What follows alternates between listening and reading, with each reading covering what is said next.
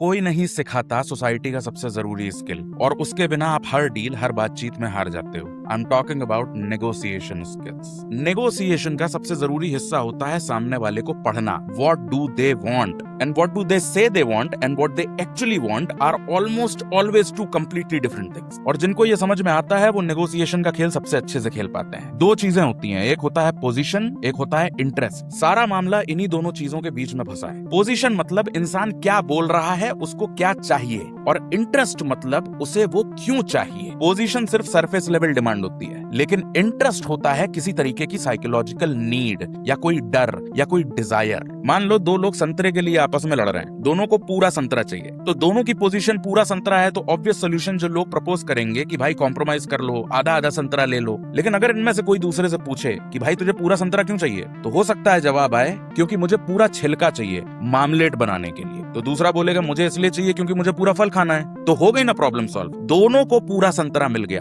क्योंकि दोनों की पोजीशन सेम है पर इंटरेस्ट अलग अलग है। तो कई बार कॉन्फ्लिक्ट पोजीशन के इल्यूजन से पैदा होता है। ज्यादातर केसेस में लोग अपना इंटरेस्ट छुपा के रखते हैं, और जरूरी नहीं है इसके पीछे कोई स्ट्रैटेजी हो। They hide it, either they themselves are not very clear about their interest और they are scared of showing it. Example, जैसे आप सैलरी नेगोशिएट कर रहे हैं, आपने एक हाई नंबर पे पोजीशन किया हुआ है, तो इसमें इंटरेस्ट क्या हो सकता है कि आपको अंडर वैल्यू किए जाने का डर हो, या you want to be feel respected by your family और फ्रेंड्स, या अगर एचआर एक छोटे नंबर पे पोजीशन करके बैठा हुआ है, आपको छोटा नंबर दे रहा है, वो आपकी एक्सपेक्टेशन से कम है, फिर भी आप अगर एग्री कर जाते हो, so the reason could be that you might be scared of losing that opportunity, which also means you can't negotiate from a desperate position. Moving on, एक गलती जो लोग और करते हैं नेगोशिएशन के वक्त, वो सामने वाले से हाँ बुलवाने के लिए उसको पुश करने लगते हैं। लेकिन आप जितना ज्यादा पुश करोगे उतना ज्यादा आप उसके हाँ से दूर चले जाते हो। Why? Because no one wants to lose, no one like to be pushed. तो वो नो बोलते हैं to defend themselves, to protect their autonomy, to feel in control. क्योंकि अगर तुम्हारे चाहने पर उन्होंने यस कर दिया, that means surrender,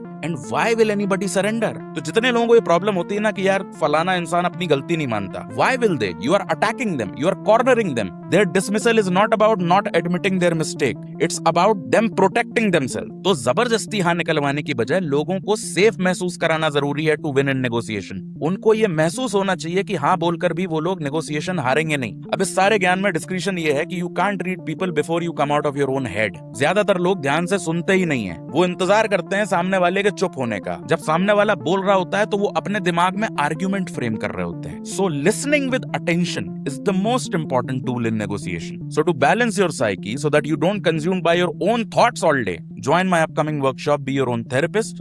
Link is in the link tree in the bio. Go and register.